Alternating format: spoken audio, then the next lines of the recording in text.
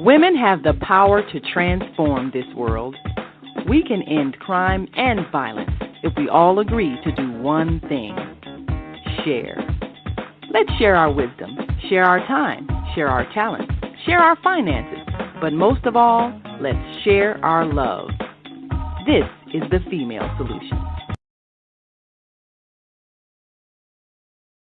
This is the Female Solution, and I am Shemsu-t with Master Force, and today we are actually sharing our friends. You know, I've had the privilege of knowing some of the most amazing people on the planet, and I wanted to actually introduce you to one of my brother kings who is we have you know how you have people that you can have 2-3 hour conversations with, and really the only reason you get off the phone is because you have to go to your next appointment. So that's who this brother is for me, and I want you to really get to know him in the way that he has influenced my growth and development, and even my creativity. So let me bring to the stage my dear friend. And he could probably be one of my mentors at this point. But Brother G, come on in. Greetings, everybody. Yes, welcome to Master Force with Shemsu-t. All right. And I'd like to grace this stage with people who are doing amazing projects and bringing amazing love to the world. Mm-hmm. So, before we get into the beautiful work that you're doing, I'd like you to, introduce yourself and give people a little bit of background, tell folks where you're from, and let them know why I love you so much. Hey, y'all. I don't know why she loves me so much, but I can tell you the things that I do. I'm a writer, and just about, just toss me into any sort of writing situation, and I'll do it. I've been a spoken word. I was a spoken word comedian, comedy spoken word. I've been an author, that's ongoing. I've been a journalist. I used to work for the Associated Press. I've even dabbled in music a little bit, and now I'm doing some evolutionary examinations of who and what we are as human beings in general, but especially as people of African descent. Yeah, and you have been doing that particular work for a long time. Mm-hmm. I remember back in 2008, 2009, when I was preparing to take a group of students to Egypt. Mm-hmm. And I had you come in and work with the students. But what I really had you come in and do, I wanted you to share your work. You had just such a great capture of work, and can you tell people about the Shades of Memory? Now, let's start with book 1 here. So, tell us a little bit about this work. Hey, look, y'all, I got tired of comic books, right? They wasn't doing nothing for Black folks in terms of representation. I used to write reviews of comic books for the American Library Association. I would do a review, and I would sell a lot of comic books for the people in the industry. And I got together with them and said, hey, look, why don't y'all do some great Black characters? And over the years, they didn't do it. And I said, you know what? I'm getting out of here. And I started doing research. Let me find out who our great heroes are. Not only that, but let me find out who the great heroes are who are of like a Muhammad Ali or a Michael mm-hmm. Jordan type of thing. People who are Black but are world heroes. And this is what Memnon is. Memnon is the African hero from the Trojan War that hardly anybody knows about. Everybody knows about the Odyssey. Everybody knows about the Iliad. Teachers, usually they teach those texts, but they never bring up the third book, which is called the Ethiopus. And Memnon was the star of that book. I'm the first person to bring him back into the world in over 2,000 years. And the ironic thing is that anybody who had, up until the 18th century, anyone, particularly in Europe, who had what they call a classical education, they knew about Memnon. They knew he was Black. They knew he was magnificent. And furthermore, they knew he was made immortal by the gods. And that's the key right there. That is the key.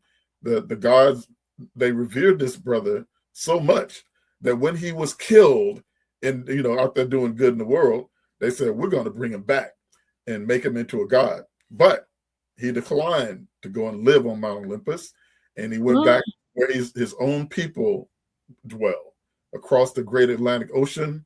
They called it the Ethiopian Ocean, and he came back across towards the Americas. So this book, it's a 7-book series. I've only completed 3, and it's all about the Memnon legacy. It shows how Memnon is attached to different places all around the world. And basically what it does, it actually makes ancient Black history and culture a worldwide phenomenon. It's an epic, you know. And also the director, Bill Duke from Hollywood, he actually wrote the introduction to the book too. And now, have you been able to introduce this into any of the schools in the United States where it's part of their curriculum so that they can start teaching the classical arts of our people? One of the things I'm most proud of is that what's the boys' high school in on the South Side in Chicago? Hales Franciscan. Not is that one. Oh, Prospectus. Yeah. Is it Prospectus? They actually incorporated. No, it's a school who's famous for sending all of their kids to college every year. Oh yes, yeah, I know what you're talking about. Yeah. Yeah. Well, this book, I'll remember the name in a second, but this book has been on their curriculum since they started doing that. And their teachers and the administrators and everybody, they put this into the curriculum, and it has had a profound effect upon the kids. To give you an example of the effect that this book has, there was a book on the west side, the near west side of Chicago. They were using this book in their classroom, and all the kids were reading it. 8th grades, I was invited to come there and speak to the kids. And as I was walking through, they was giving me a tour of the school. And I was walking through the lunchroom with one of the teachers, and a young man that looks just like this cover right here. He looked just like the cover. He came up to me, he shook my hand, and he kept following me around. And I asked the teacher, I said, who is this young man? And he said, oh, that's our Memnon. And I said, what, you mean his name was Memnon? He said, no. He explained to me, this young man was a basketball player. And one day he did something spectacular on the court, and all the kids started chanting, Memnon, Memnon, Memnon, Memnon. He said that the kids used to talk about my book the way they would hear them talk about movies or video games or something. They were so inspired by the Memnon series that they found somebody amongst themselves who represented the character. That is beautiful. That is wonderful to hear. And now, how is this first book different from the second book? What does the second book bring about in the shades of Memnon? The Memnon book is a trilogy. The first book is about a young man named Memnon, who's the son of the Memnon of Troy. And he was a young man that was left at home when his father went to the great Trojan battle. And he grew up thinking that his father was dead. In this first book, he finds out his dad is really alive. And then he goes on a quest to get his dad. And so that the beginning of that quest happens in the first book. And the second book, it gets a lot more intense. He goes to Europe. He goes to the islands in the Mediterranean. He has all kinds of battles with his father's enemies. His father's friends teach him different martial arts. And so each one of the books is dedicated to a different level of martial arts also. So the first book is like martial arts, internal, studying of martial arts. Second book is external martial arts tactics and all that. And third book is martial arts mastery. And these books have had a profound effect on that group of people too. Wesley Snipes called me years ago. He wanted to do this book as a series, and he told me that he found out about it because he hangs out with the on the sets. He said he was hanging out not with the actors, but he hangs out with the stunt people because they were all martial artists like him. Yes. He said he was on one movie set, and a couple of the brothers were reading the Shades of Memnon book. And, he looked at it. He saw it was kind of curious. They say it was on another movie site, and another couple of groups was reading the book. and he said he finally had to ask, like, brothers, what's up with this? And they said, what, you don't know about this Memnon book, brother? You got to get down with the Memnon. So he read it. He read all 3 books in the series. He called me, and we made a deal to do movies. Unfortunately, he shortly went to jail afterwards, so that's been on hold for since then. But that's the I could tell you a lot of different stories that's like that. The last people I was talking to a couple years ago was Sony Pictures. They called me up. They wanted a new Black Panther. We could not come to agreement on some of the business arrangements. So that was kind of put on hold. But now we got AI, and I'm going to put out all my stuff with AI animation, and I will wow. that would be an exciting project to watch come to life. Yes. Oh, yes. Now, this 3rd book, you know, this is a special book for me. So tell us a little bit about this book. People like Moo, they was on my case for writing all these boy books. You know, it was, you know, all my books. I mean, you know, I love Black women, and I would never leave y'all out. So all my books are have very strong women in them. But they was on my case to like do a book about, you know, with the woman as a leader. And so I found a way to bring back Nefertari. She was a real person, unlike Memnon, who was like a mythological, metaphorical person. But Nefertari was a real person, and she actually did save the world. Nefertari, the world would be different. As bad as it is now, the world would be much worse if it wasn't for what she did in the 18th dynasty. She stopped these Nazi type of people from taking over the whole world. And for what she did, they had parades for this woman. She was the most, this is just so ironic. And I'm glad I'm sort of like a woman's forum so that you all can know this. The greatest hero of the ancient Kemetic people, it wasn't any of the men, it was her. They had parades for Nefertari for 1,000 years after she died. Can you imagine that? You know, you've been gone for 1,000 years and people still revere you. There's still temples with her name and images on it. Why? Because she stopped evil in its track. There was these Nazi type of people that was trying to take over the whole world. They succeeded in taking over the Middle East, part of the Europe, other parts of Africa, and she's got together with her brothers and her family, and she she put a stop to them. So she's part of the African legends genre. She is actually in the same universe as Memnon. So when I do these movies and animation and all that, they will be cross. You know, they'll be like, I'm coming out. There'll be something that's similar to like Avengers Endgame, where all the characters come together and they big threat and all that kind of stuff like that. So it's a universe. It's the Kushite universe. And the amazing thing, y'all, is that when I was doing research for this, I kept on finding out about these great ancient secrets about African people, you know, about who we are and what made us tick and how we did a lot of the interesting things that, you know, that you can see we did, but people can't figure out how we did it. Yes. So, you know, part of what I've come up with lately with my Afromance books is I found a way to actually do the actual research to bring those things to the fore and sort of like take the inner core of these books and transform it into a document that the average person can read that will uplift their lives, even you know, not associated with these books. Wonderful. Now you said this is the 3 of 7. What can we look for the other ones to come out? Is that something like in 2027? Now that I got Afromance off my chest, and also, you know, here's the thing too. Everybody that came to me, you know, who's, you know, Sony was just one in a string of people. They always want to buy my work, you know, as a group. And I wanted to make sure that when I put out the other books, I would have more of a cohesive, because I know all the stories. I know the stories front and back, and they're not written, but I have the plot lines of all 7 of the Memnon books, all 3 of the Nefertari books.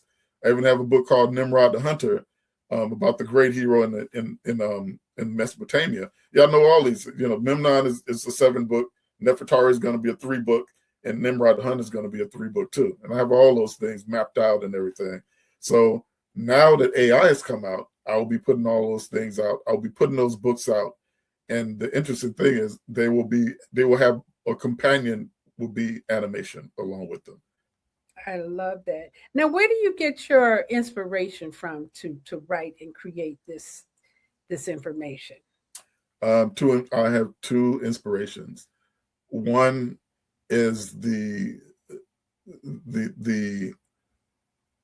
surety in my heart that we are who we are, that people like Paul Robeson and Muhammad Ali and people of that nature are not anomalies. People like the Williams sisters and all these people. I'm focusing on the athletes right now because they're more of what you can see, but there's so many other people of us. There's something special about African people. And when I was doing my research into the ancient world, I kept on seeing things about other people surrounding African people, other people surrounding them, not themselves, other people surrounding them, saying that they were superior, saying that they were the most favored of God, that they were the most moral people, they were the most strong people, and also the most prettiest people. Because we stay pretty a long time, right? so I wanted That's to right.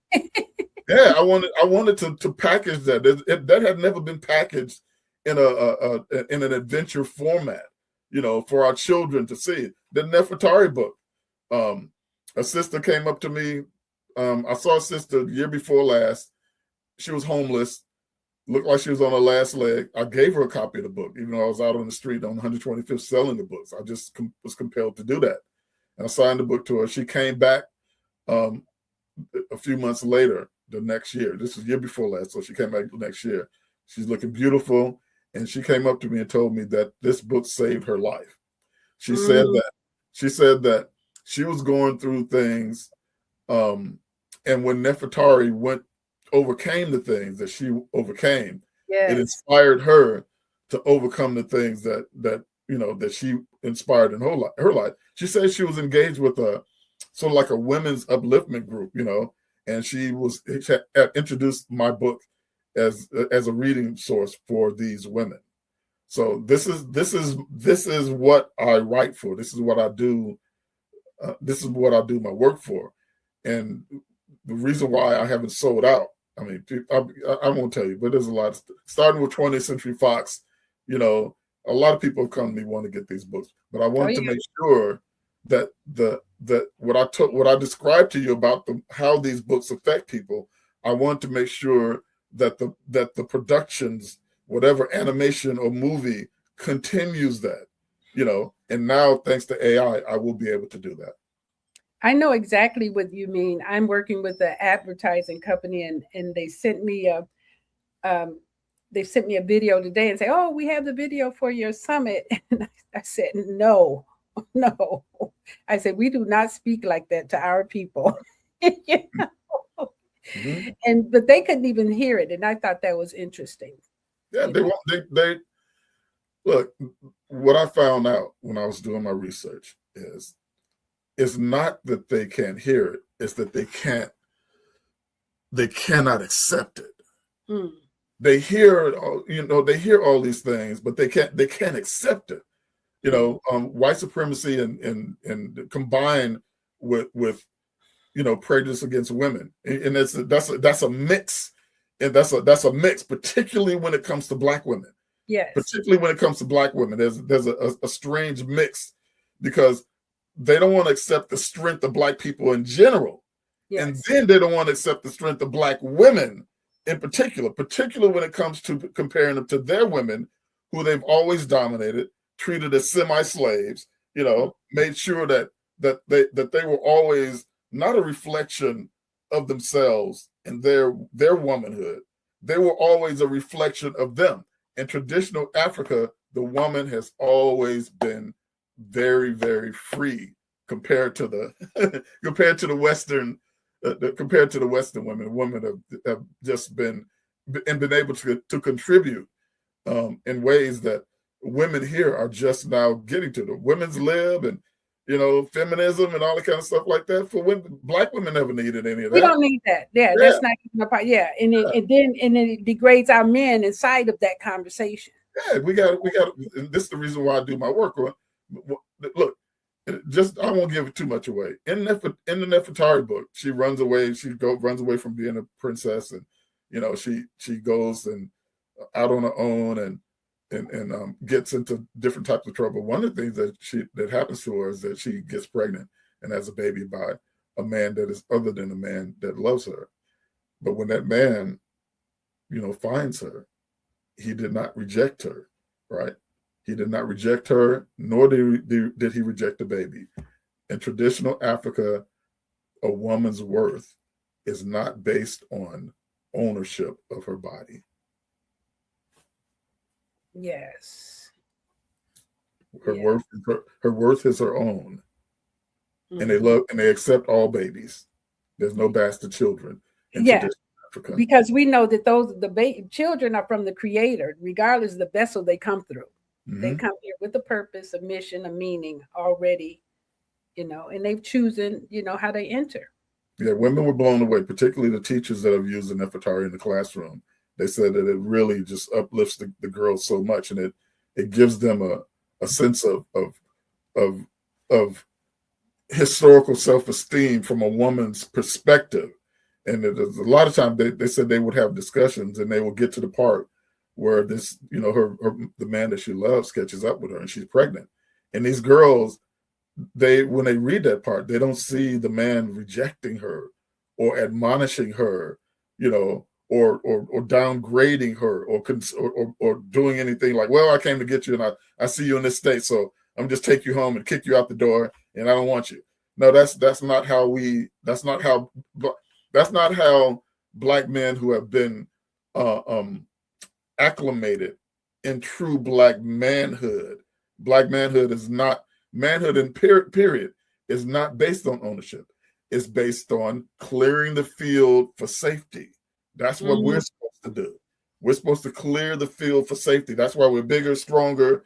We're the most intimidating men in the whole world, and that is not for anything like hurting people or harming people. It's to be guardians, and that's what it's for.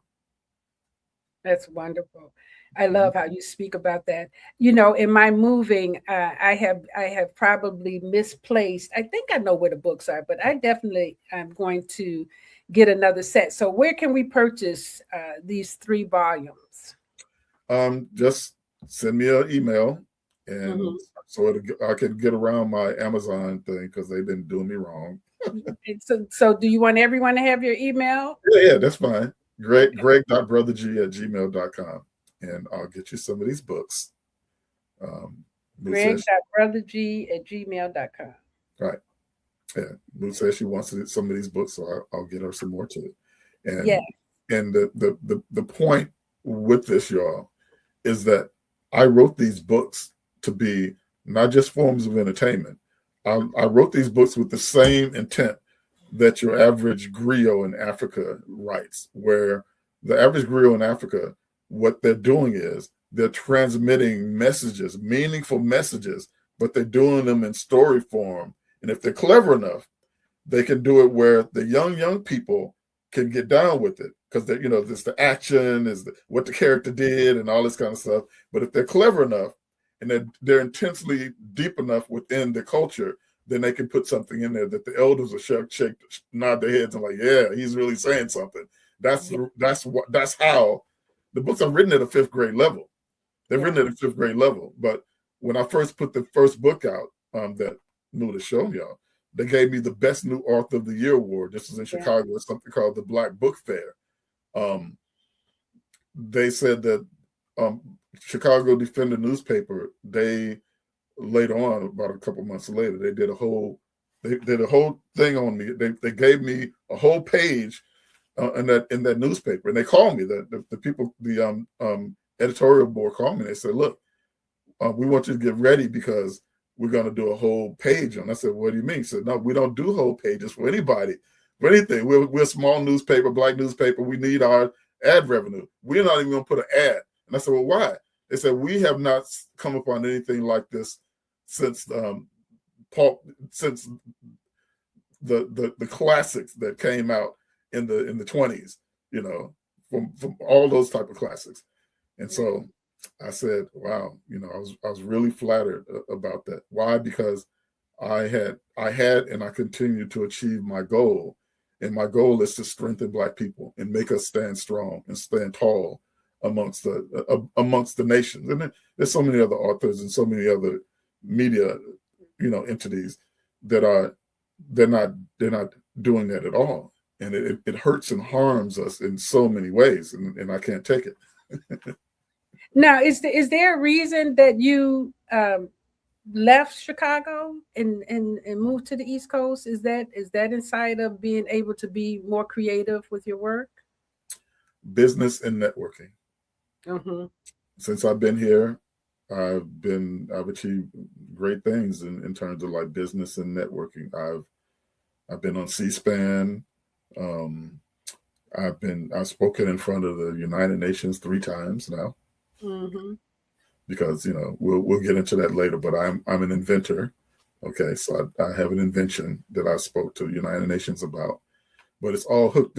My invention is hooked into my historical research, because when I was doing research into ancient Africa, I kept on seeing things about the way that they would do normal things that we do now, but they had their own special way of doing it, and those ways were always more ecologically sound.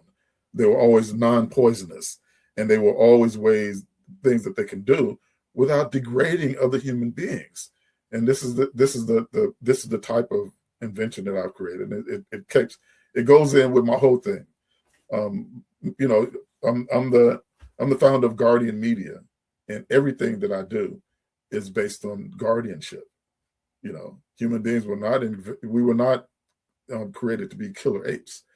We were created to be guardians of the world. We're the caretakers of this world. When you started speaking, I remember the many conversations we would have about your invention, and and that was another one that blew me away that we spent countless hours talking about. And how do you actually balance between being a creative, because that's all right brain, and then the inventor stuff, that's the left brain. But you kind of put it together so graciously. How do you balance that? It's called getting some rest and sleep and meditating and getting away. My greatest inventions, the greatest things that I come up with, come when I stop thinking and I go and just relax. You cannot. My brain does not work. You can't tell me to do something because my brain tells me when to do it. Can you understand that? Does that make sense? That makes a lot of sense. Yeah, my inspiration tells me when it should be doing it. It drives people around me crazy. It took me 10 years to do the Shades of Memnon, and I lost 7, 8 girlfriends. Not 8 girlfriends. You have another girlfriend, Brother G, and it's that damn book. Well, I know what you mean. I I understand. Yeah. But hey, this is part of what has to happen. There's never been innovators that were completely understood in their own lifetime. That has not been the case. Mm-hmm. Usually, the innovators, the people that really are out here doing something, they're not thoroughly understood when they're alive. It's usually after they're dead. So what you have to understand when you're a creator, when you create on that level, what you have to understand is that you're dealing with lineage and you're dealing with time zones. That's what you have to understand.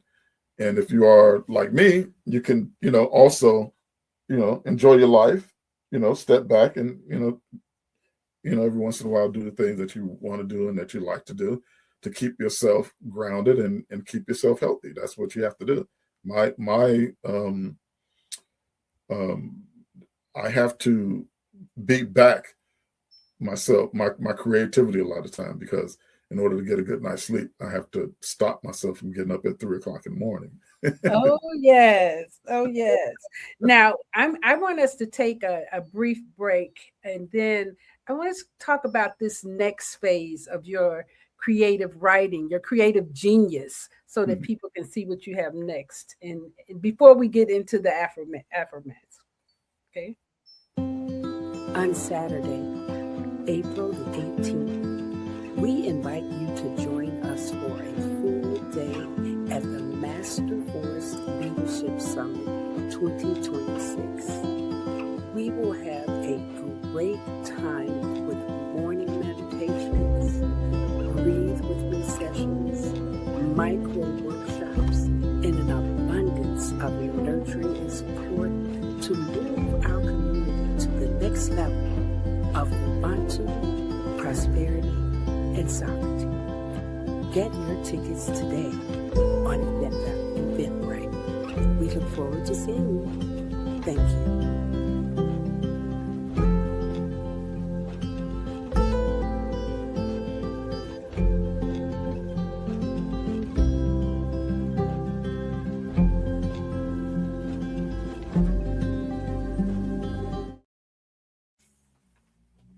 Yes, thank you. I hope that you guys do have a chance to get your tickets on Eventbrite. It's a free event, and all it is introducing us to the leadership within ourselves.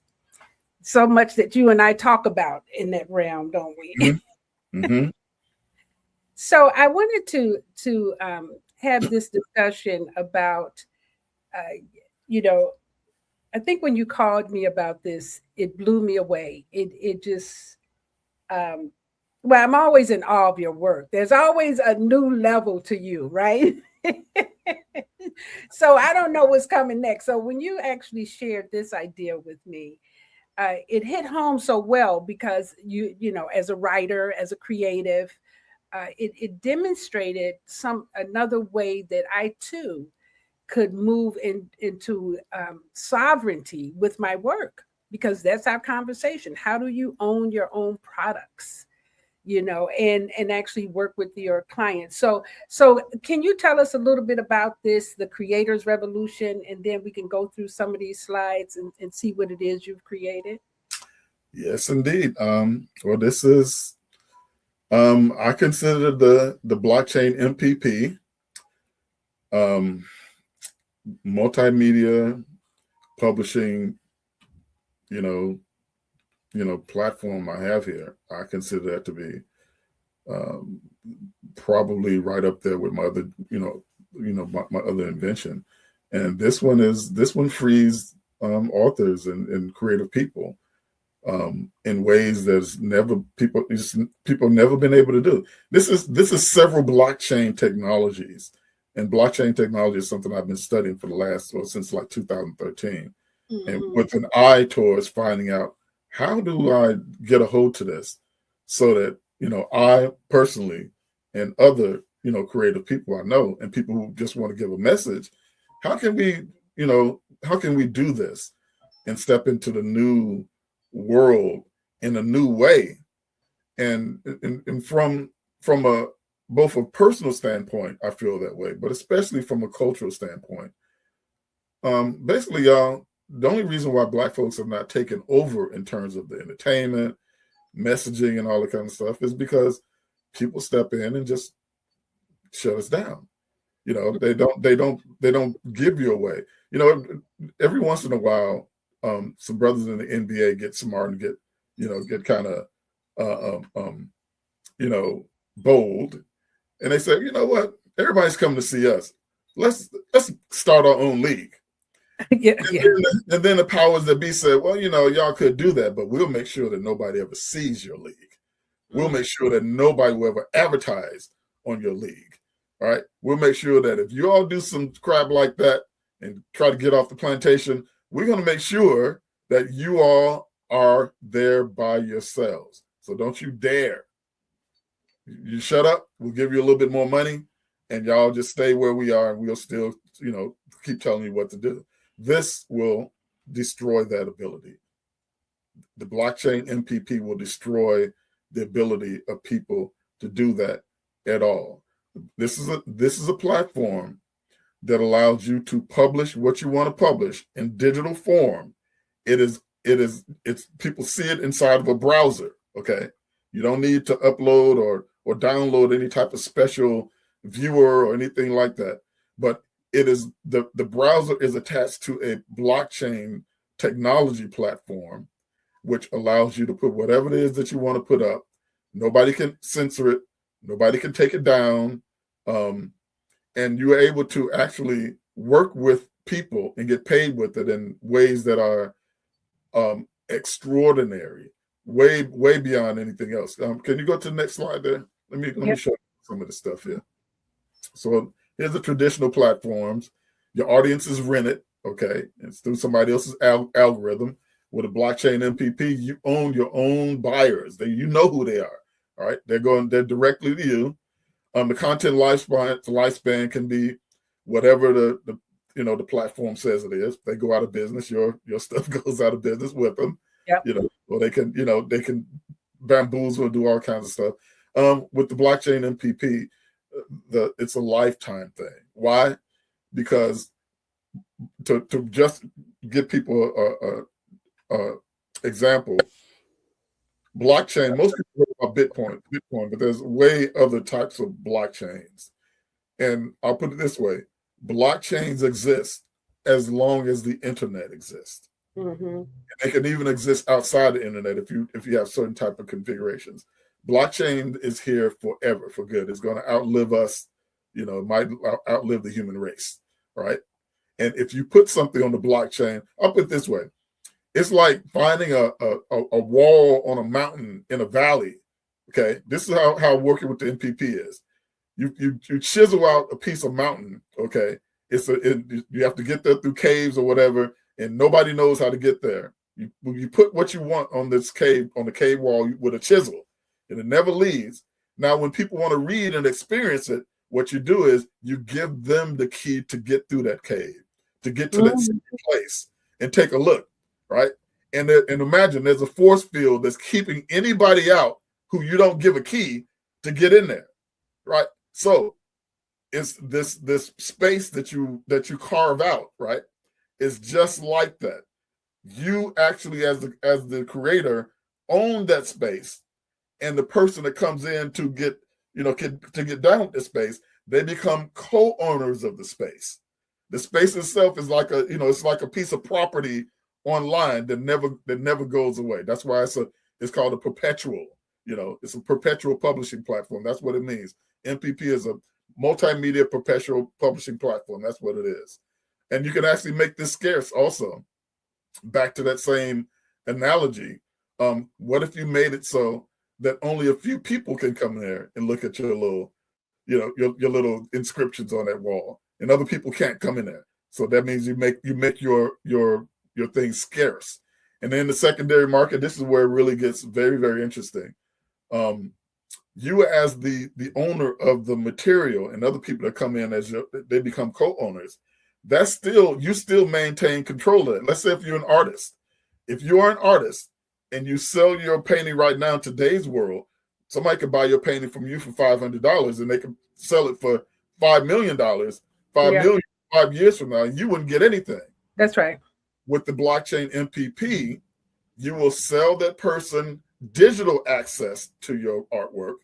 And then if somebody wants to buy the artwork from them, then they have to come to you to actually get your permission to resell it. And then you get a cut out of it. This will go on. This can go on forever, meaning that 10 generations from now, your descendants, if you give there's a way that I built into the system where you could give control over to your descendants, when you're about to die, whatever. And then they will be able to do the same exact thing that I just described, down to infinity. This is creative control unlike anything that's ever been done before. That is brilliant. Absolutely brilliant. Because in our community, there's so much of our history that has been lost because it has not been passed down, or people have destroyed it purposely. Mm-hmm. Mm-hmm. Yeah, so this is really good. Yeah, part of I'm talking to a world famous painter right now. It's one of the most famous painters in world history. And what you're looking at the big thing is the TV. And Samsung they have these TVs out now where you can they have TVs that are the best place in the world to show art.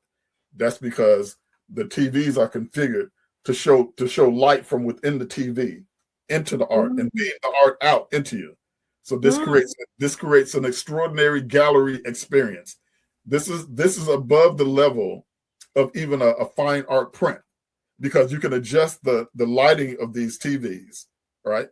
And you can just have extraordinary. So I'm working with a couple people, and we're going to be getting together with people. Remember the guy that put the painting at the end of the Good Times? Remember the painting at the end of Good Times? Is it Melvin King? Melvin King? What was that? I think his name is Barnes. Barnes. Okay. Mm-hmm. Yeah, but I'll be getting together with people like that and creating a gallery experience in the form of an MPP. That means the gallery experience will be something that they own, right? And then they will sell gallery experiences to other people who want to put them on their TV like that. And so you're saying that there would be a gallery with all of these TV screens around there? I'm saying one TV screen. One TV screen. One TV screen, one big screen TV, and it will be configured so that these high quality paintings would just scroll. They can stay there static forever, or you can push a button and where they will scroll from one painting to another. And the experience will be based on how many of their pieces of art you want, right? And you just imagine having a gathering at your home, and now you have this high-end art of whoever this is that you really love. But it costs, you don't have to pay $5 million for it. It will be expensive. This is not going to be a comic book type experience. This is going to be a very high rate experience, and you'll also be able to create limited editions of it. Also, you'll be able to create limited editions of it. What are these televisions called? Are they just regular televisions, or you have to ask Sony or whoever, Samsung, for a type of television? Yeah, this Samsung. Just look up Samsung Art TVs. Art TVs. Yeah, but Samsung is not the only. This is such a big market now that there are a lot of other people who are getting into it. Basically, what we're talking about here is they put these big screens on the wall. Some of them have frames around them, like a picture frame, right? Wow. Yes. And when you walk in, you cannot tell that it's a television. Wow. You can't tell it's a television. And the artwork that gets shown on there is of the highest.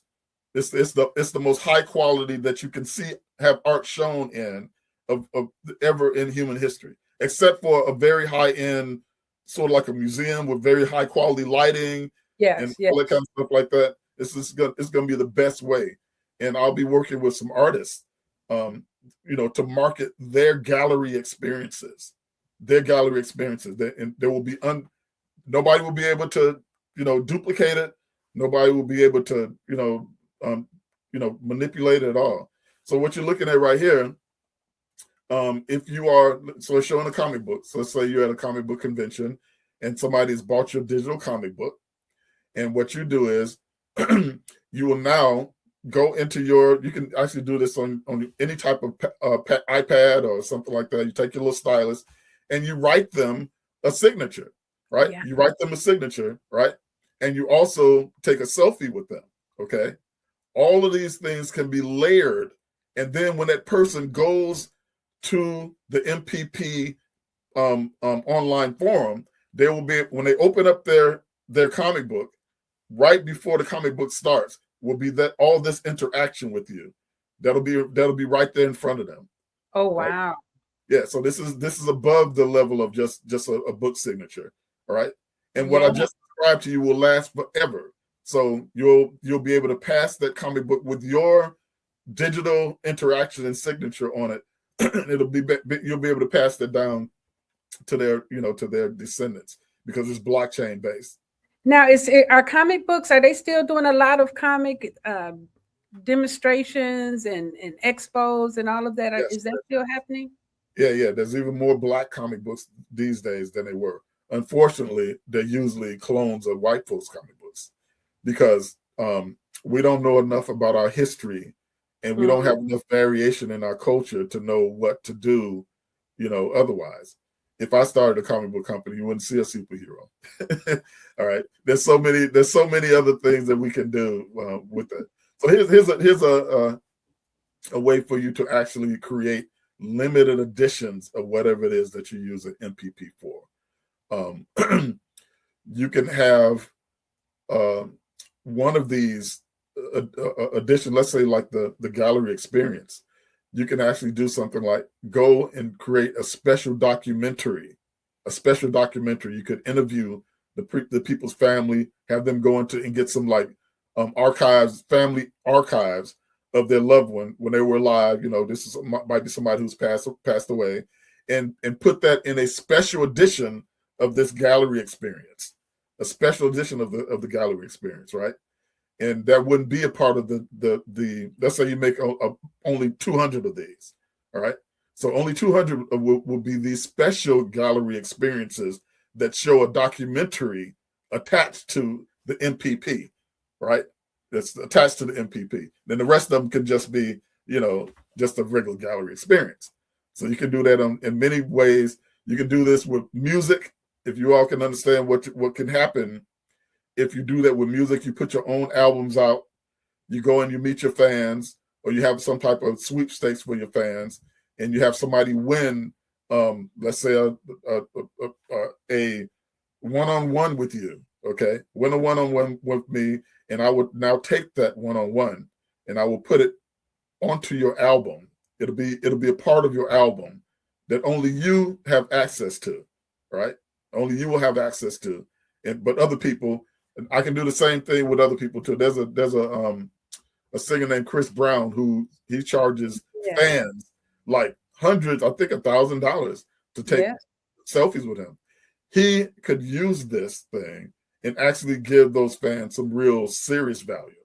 He could give them some very, very serious value. What I would do if I was him, for fans who pay that amount of money just to take a selfie with me, I would give them an album collection. A special album collection on the MPP along with that picture, right?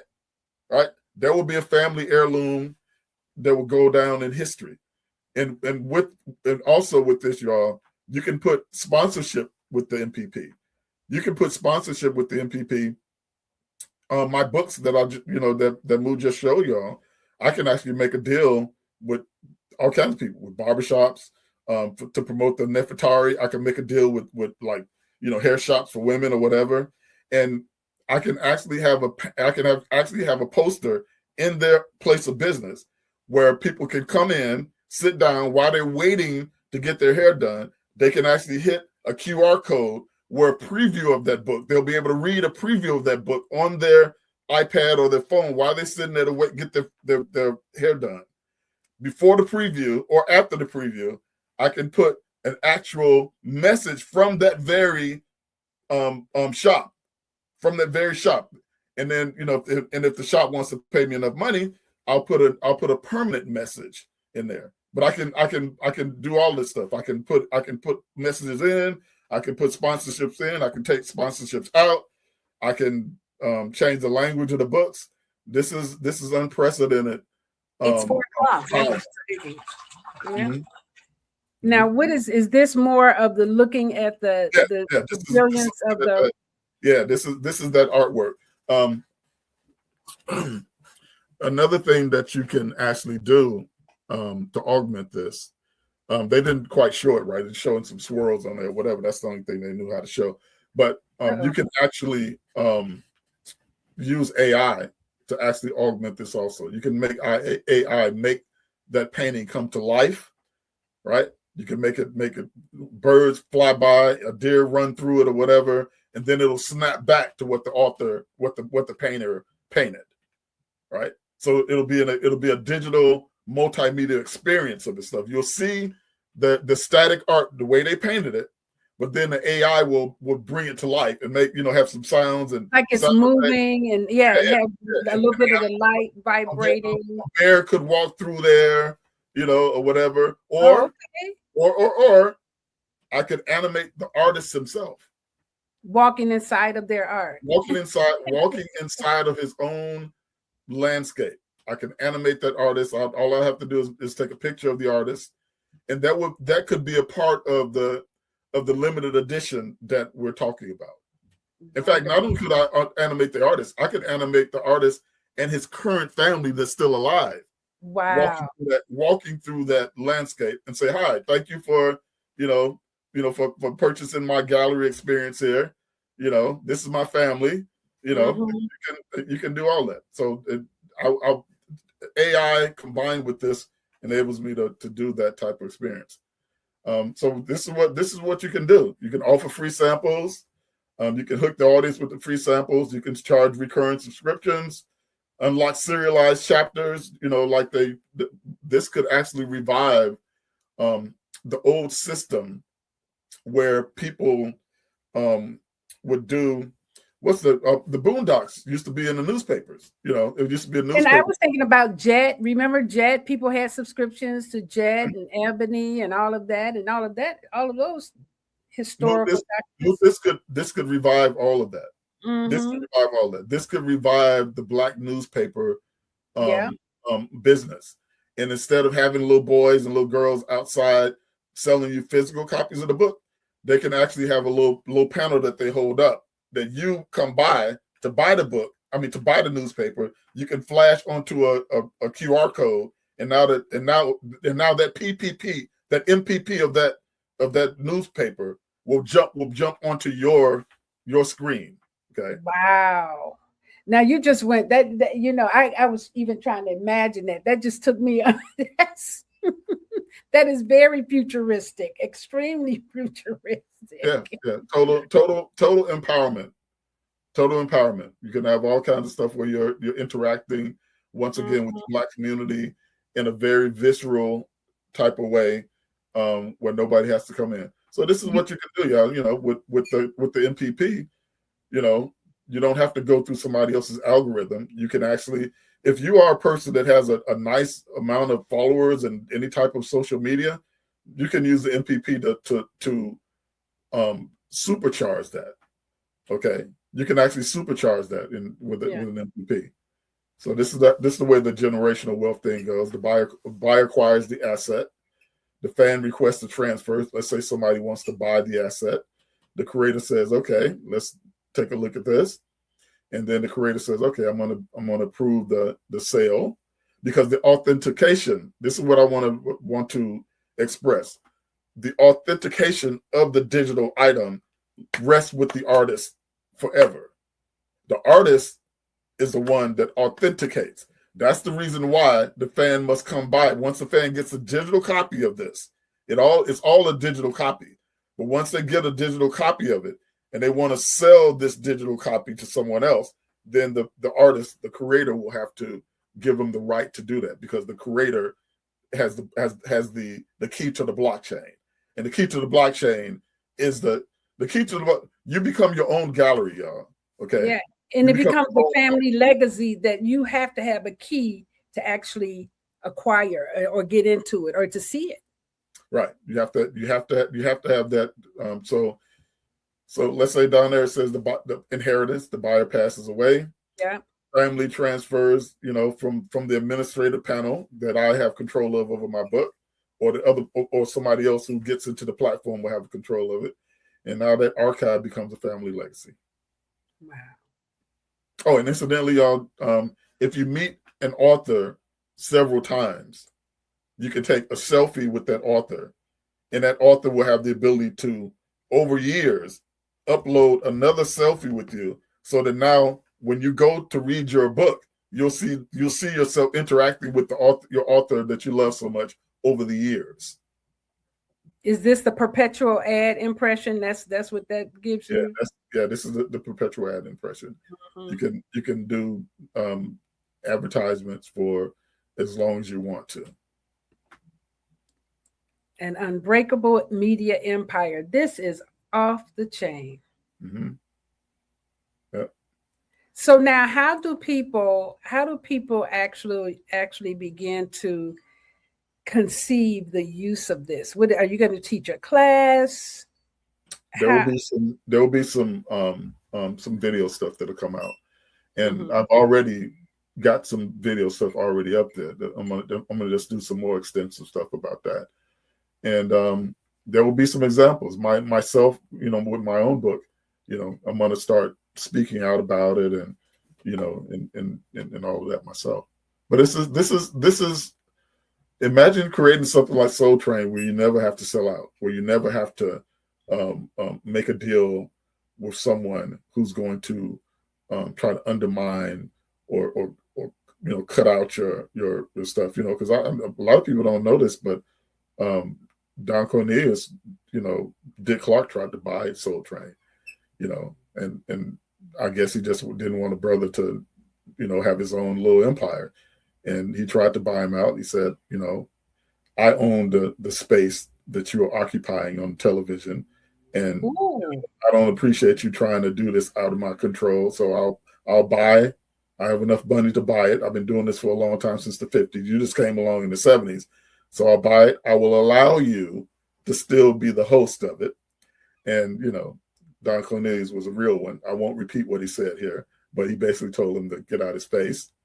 And then the whole Black community got behind him, because this man was trying to get other people in the industry to come with him against him, to do that. He created his own little cut rate skinny guy version of Don Cornelius in his own show. Who, Dick Clark did? Yeah, he did. The show didn't last but like a half a season.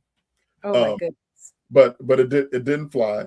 Why? Because Don Cornelius, what made him successful business-wise is that because he started out, a lot of people don't know this, Don Cornelius started out at the very beginning of the syndication methodologies. Mm-hmm.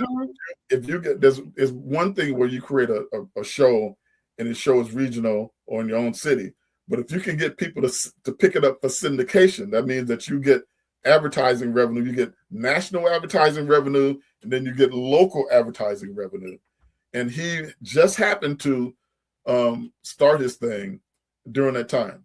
What I'm trying to tell people is, you want to get down with the MPP, you can start in with a whole nother type of platform, another type of empowering platform. That's what they do. We've come to the end of this show, but we're going to do a second part to this, because we haven't even started talking about Afromance. And this is the book that you have on this MPP system.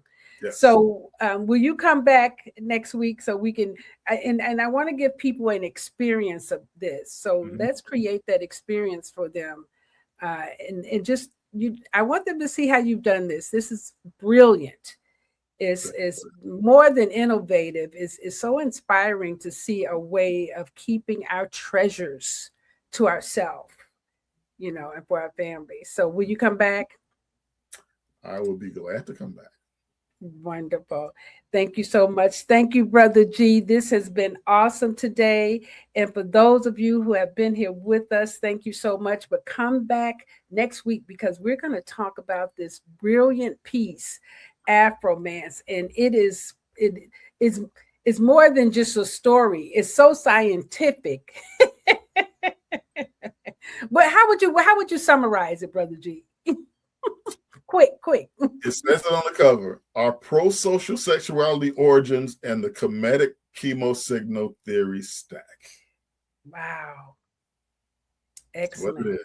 That's what it is. So Anybody wants anything, you want to be on the platform or you want to get the books, just send them to my email. Okay. And then we're going to talk to them more about that next week. Okay. Excellent. All right. Thank you, everybody. Until then, peace. Leaders of nonprofits empowering worlds. Let's go. But the vision that God gave me, I felt that it was time for me to step out and work on the vision that God gave me. We need look no further. We have a unique voice. We have a unique talent pool.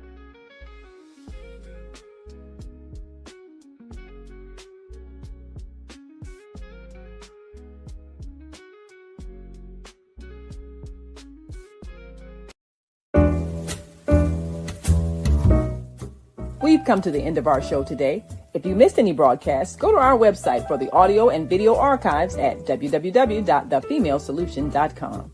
On behalf of our team of radio hosts, I'd like to thank all of you who participated in today's discussions. And to our global family joining us from all around the world, we say thank you. To our family in China, xie xie. India, dhanyavad. Japan, arigato. Korea, kamsamnida. Russia, spasiba. Germany, danke. Poland, dziękuję. France, merci. Spain, gracias. Italy, grazie.